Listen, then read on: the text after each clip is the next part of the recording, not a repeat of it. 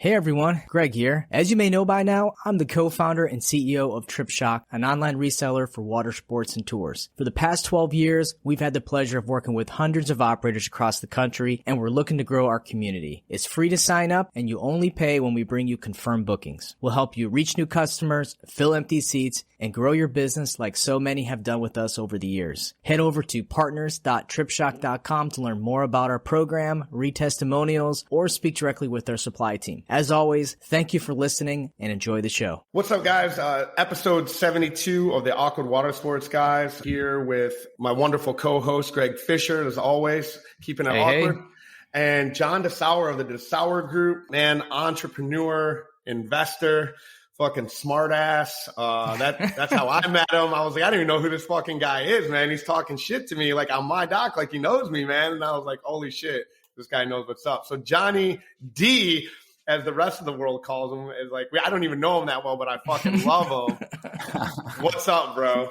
Thank you for having me. I actually do remember that. You were like, who the hell is this guy? You know? And I do remember walking on that, but I think I was prompted by my daughter to give you some shit. So That's right, Thank man. you for having me. Yeah, man. Shout out Peyton Dessauer, man. So Johnny D owns, man. John, give us a little bio on you, bro. What do you think you do, man? I think the biggest thing I'm known for is real estate. I kind of cut my teeth. I'm an old guy. You guys are young, but I'm old. But I cut my teeth on the real estate market. I've been investing in apartment buildings before that was even a cool thing. Because I grew up on the south side of Chicago, living in apartment buildings as a kid growing up. And I would see this rent guy come once a month to collect checks. And I'd see my mom go to her 9 to 9 to produce that check. And I thought, man, I want to be the rent guy someday. So I did that. I've written some books on real estate and business development, entrepreneurship, sales. I've spoken pretty much around the world on those topics. I've spoke with everybody that you see today as on social media, pretty much. I own a lending company, commercial lending. So we work with a lot of investors. We have a brokerage, Illinois, Indiana, and Florida. We do education company that we help entrepreneurs and real estate investors. So I'm kind of a jack of all trades. I'm hoping I'm good at a few of those, but I'm just having fun, man. I love it. Yeah, man. Hey, you've got a son. How old's your son? He's so. And two daughters, but his age without telling this. My oldest daughter's 30. My youngest daughter's 28. That's Peyton, and my son is 7. So I took a 21-year break between the second and third child. You're not living until you do that, but I'd recommend it. But I got my boy.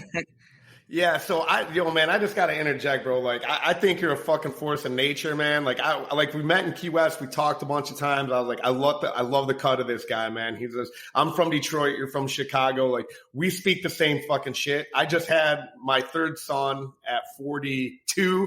So I'd like to think I'm following in your footsteps, man. And he's keeping me young, man. And so I see you on social media, and obviously I know Peyton from Key West. Like, we knew each other real well when we used to work on the docks together and stuff like that. We have a ton of mutual friends. So, yeah. I see your journey, and I see your content out there, and I'm just like, yeah, man, this guy's getting it done right. So as we spoke before we actually started recording, and it's something that this drum I've been beating through water sports for a long time is sales, man. Like, so I'd like to just kind of like touch on this a little bit, because, you've sold from the stage. I'm sure you've been in the real estate market. You've actually sold homes to people. We both know that crafting a deal there's sales is everything, right? So in 2022, give me the breakdown, man. Where do you see sales versus marketing and the connection and the disconnection that you're seeing in real estate? So it's interesting about sales and whether you're selling in the water sports market, you're selling vehicles, or you're selling rockets to somebody or a company. They all follow the same format. In my career, I believe I'm approaching $1 billion. That's with a B in sales of some things, whether it's single family houses, big apartment buildings, real estate education, whatever it is. Water. I sold fucking water at one time. And I'll sell anything. And I think that's the first thing that we have to realize. Whatever business you're in, you think, oh, I'm in the water sports business. No, you're not. You're in the sales business. And that's one of the first things that people don't understand is you have to sell. You probably got to market a little bit. That's important to get people in front of you, but you got to sell. It's $1 million skill set. If you're listening to this, write that down. It's $1 million skill set. And so if whatever happens, if you lose everything, the best skill set to have when the dust is settling and all said and done is to be able to sell something, because that's when you're going to be the most potent. I look at sales kind of like a pharmacist. You're probably thinking, what the hell is this guy talking about? And what I mean by that is when I'm in front of somebody one-on-one, or when I'm in a crowd in front of 1,000 people speaking to them, I want to change their brain chemistry that's going on in their head. And so if I'm one-on-one with you, it's maybe a little bit easier done. But I love the energy that happens in front of a crowd too. That's why I public speak. But where I'm going with this is I use a system called SPIN. I keep it real simple, SPIN. And this was a book based on a guy by the name of Neil Rackham. It's called Spin Selling. It's been around for a long time. But I keep that acronym SPIN in my mind: situation, problem, implementation, and need. Those 4 things. So if I'm selling a 2-hour time period on a wave runner or something like that, what are their situation? Well, they're coming down to this spot because they want to enjoy their time as a vacation. That's their situation. What's their problem? Their problem is boredom. Their problem is they only have a certain amount of time there. Their problem is they want to forget about their work, or maybe forget about their spouse or something like that, right? That's their problem. I want to have my salesperson, whoever I have in front of them, start highlighting that. So situation, problem, and then what does that imply? This is where the chemistry or the pharmacy type of scenario comes in. And so what I want to have happen is, and this is where the human mind and science and all this tech, almost biotech, comes into play.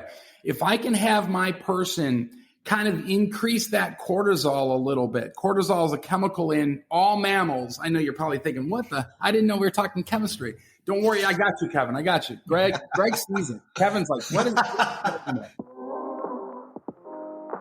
Hey everyone, we're going to take a quick break to talk about our sponsor for the month, the Von Mack Agency. Von Mack is a full-service digital marketing agency with a focus on tour and activity operators. They offer it all: SEO, websites, pay-per-clicks, logos, content writing. If it's online marketing, they got you covered. As we mentioned before, it's uber important to hire an agency that understands our industry, and the Von Mack Agency knows water sports. Trust me. And they do all the shit that you don't want to do. They do all the shit that you're probably not very good at, and they are. Look, for listeners of the show, America herself is giving a free consult, all right? If nothing else, give her a shout, give her a call, take 30 minutes out of your day. More importantly, take 30 minutes out of her day so she can get you straight on your marketing needs. That's right. What do you have to lose? Head to vonmackagency.com and go to the Contact Us page to get started. Again, vonmackagency.com. And most importantly, let them know you were sent by the AWG guys. All right, let's get back to the show. I'm a dummy. I'm glad you know what's going on. So cortisol is a chemical that gets produced in every mammal when there's stress involved. So if I'm a sales guy trying to sell a 2-hour period of on a wave runner or something, I want to have a little cortisol going on. So, I might say, what's that imply if you don't get time on the water today? Well, shoot, I wouldn't have as much fun with my family. I wouldn't be able to put myself in the mindset of getting away from work. I wouldn't be able to forget about my spouse, or I wouldn't show my kids a good time. So I want that to increase a little bit. The good news is, because you're the pharmacist, you get to prescribe dopamine, and dopamine in a positive way. I don't want to make light of anybody that's having situations with drugs or alcohol or anything like that. But dopamine is a chemical that's produced in our brain that when you relieve somebody of that stress that they go through, a little bit of hit of dopamine goes in, a little bit of hit of endorphins go in. And when you can do that professionally in a sales scenario, you sell more. People do it naturally because they have that natural behavior that happens, whether on stage or in front of, the natural sales guy, that, Kevin, right? You probably have that. But they have this naturally. When that person engages, they ask a qualifying question or a buying question, they become the pharmacist because the sales rep should be saying, shit, okay, I got a client here, I got a customer. And what happens is the adrenaline starts going in that salesperson. So it's very much a chemical world, this sales thing. No matter if you're selling water sports, cars, water, whatever it is. So that's kind of the way I think about sales. Yo, man. So the reason that this has been such a big, important thing to me is we came back from a conference that both me and Greg and I got to get up on stage in front of some people and talk about the state of the industry. And the conferences, it's the Arrival Conference, is very marketing focused. And every time I turned around, I saw a new bright, shiny toy that seemed really great. Well, when we started digging into our numbers at Destiny Water Adventures, I really started seeing some phone sale problems. Like we were really having problems on the phone. Unless, of course, I'm answering the phones. Now, I'm a busy guy. I won't really catch my phones anymore. Greg's a busy guy. And a lot of guys that listen to our shows are really busy guys. So there's always this kind of push to how can you focus on marketing, get the online sales. And I'm like that too. But when I looked at our numbers and I looked at our analytics, I saw, man, 30% of our revenue generated is coming from the phones. Piss poor. Now, those are leads that I'm spending money on via marketing. My marketing's on point. My ad copy's on point. Well, what's going on here? And the thing is I'm not seeing people having conversations with their customers. The only way you can get your fucking marketing is on point, guys, is unless you're talking to your customers. How the fuck do you know how to write ad copy and have a decent fucking pitch in your marketing if you're not actually physically talking to your customers, if you're not talking to your sales staff, if the people on the phone? Then I had a conversation with the girl and I watched her numbers 3x the very next day. I picked up the phone and I said, let's you and me have a phone conversation right now. And you pretend like you're a customer. And she threw every rebuttal at me. And I painted a wonderful picture. We released that dopamine. We gave them the vacation idea. We didn't show. I mean, we showed, we didn't tell. And then the very next day, she went from $900 in sales to $3,000 in sales. I'm going to say that again so the motherfuckers in the back can hear me. Because the money that we're spending with Google, you best believe they got their fucking ad copy dialed in. You best believe their fucking people are on the phone figuring out what their customers are. This is not just transactional. If you want your transactions to go through, that's fine. But if you're not having a conversation with people, and it's still very much happening. Guys like John, guys like me will still call you on the fucking phone to rent that Wave Runner.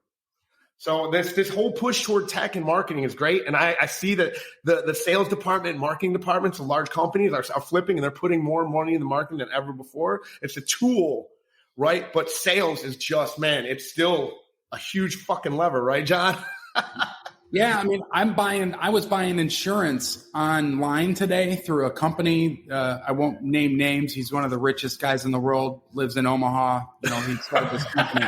He's an oracle. But as I'm going through it, I'm like, this is fantastic. What they're missing is the ability for someone to upsell me.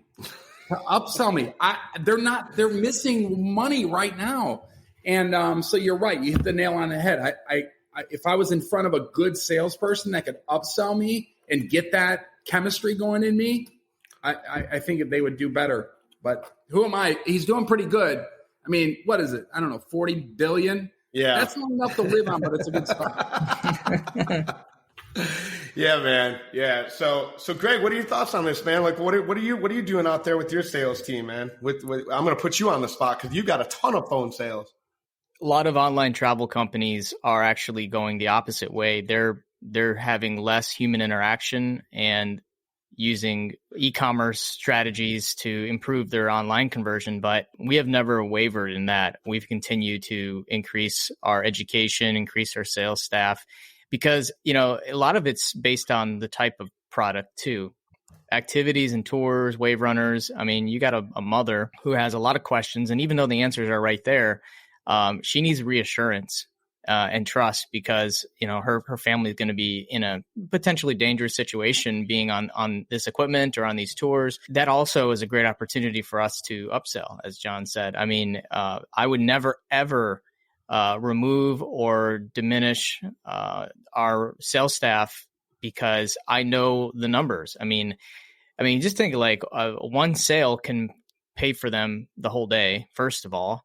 And the opportunity for them to, you know, I mean, we've had, like Kevin, like we've had our agents do, you know, $5,000-$6,000 a day. Some have done over $10,000 a day in sales. And that customer probably wouldn't have booked if it wasn't for that salesperson. So I want to throw a curveball. So I'm gonna completely take away from sales, and I want to take it into something that we didn't really even talk about before we got on, but John's going to be able to fucking go crazy on this. Another thing, we have a problem in water sports, right?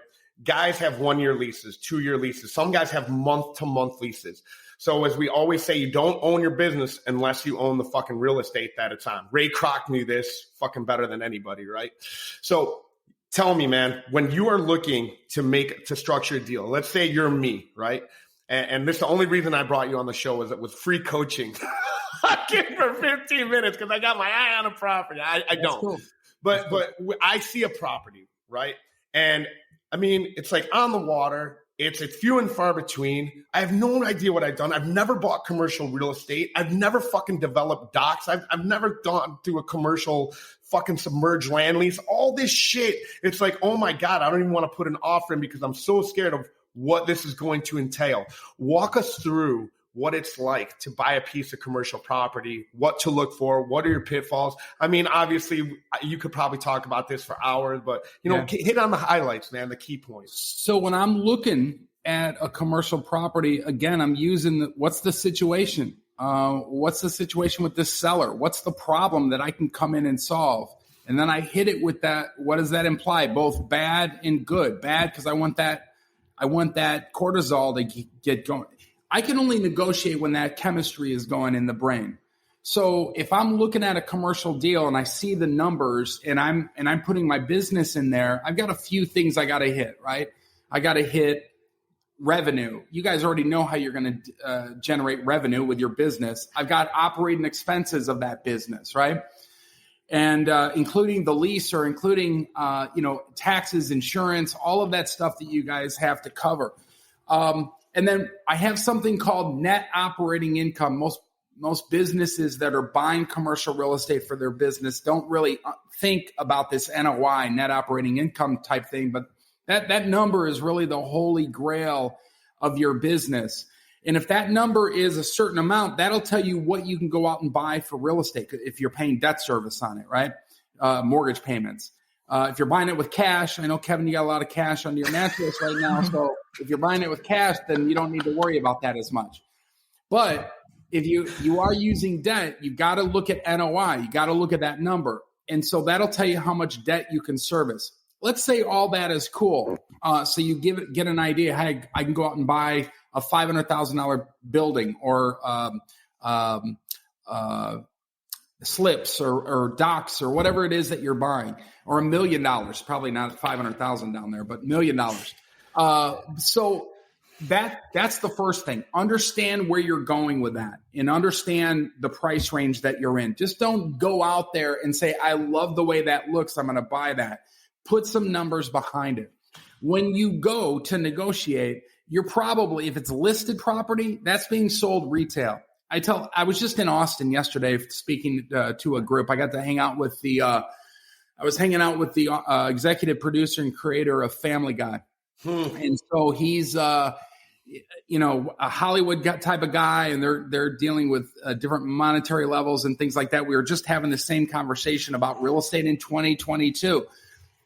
People in Austin are telling me the same thing that people in Phoenix or Vegas told me in 2007. And it's the same thing that people told me in New York and Miami in 2000, the year 1999 and 2000. Hey, this market's always going to go up. It's never going to crash because more people are moving into Austin than moving out, and all the tech and all this stuff.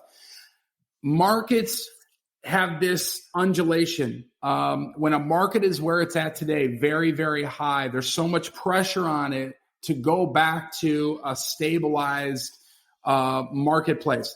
That's what causes these downturns, sometimes crashes. I'm not predicting that there's going to be an imminent crash.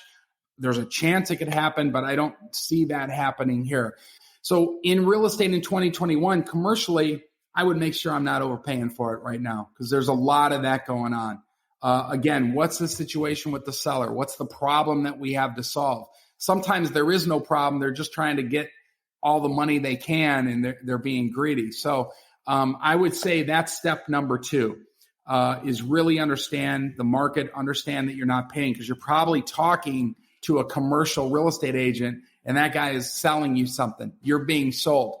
Grant Cardone's book, Sell or Be Sold. You're being sold. So understand that and maybe find another way. So I would say those are the 2 biggest things. Would you say, John, it's not always a bad thing to overpay if you know what you're getting and you know how to properly monetize like for a water sport operation, you might pay an extra, 20% on that property knowingly because you know that you're going to be putting a business in there that's going to generate $1 million a year, well more than what your note payment is going to be. Would you say that's fair?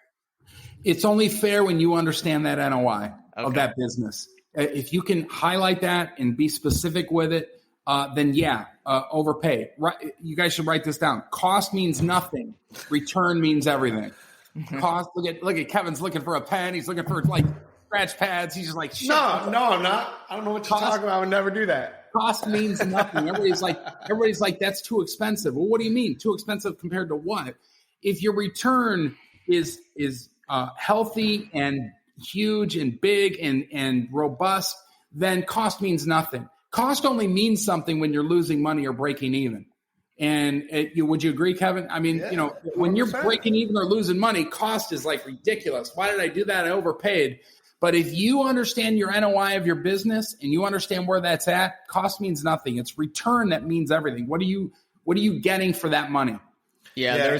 There's a property that we made an offer on a couple years ago, and I regret not meeting the seller 30, 40,000 or what it was, because we were just so stuck looking at the price of the property, knowing because it was overpriced, that he was looking for more than what our real estate agent saying, yeah, you're overpaying for this property. But we knew what the business that we were going to put on it was going to produce, and it would have produced well more than what the note. And that was, now that property is worth, well over what we would have, paid for it.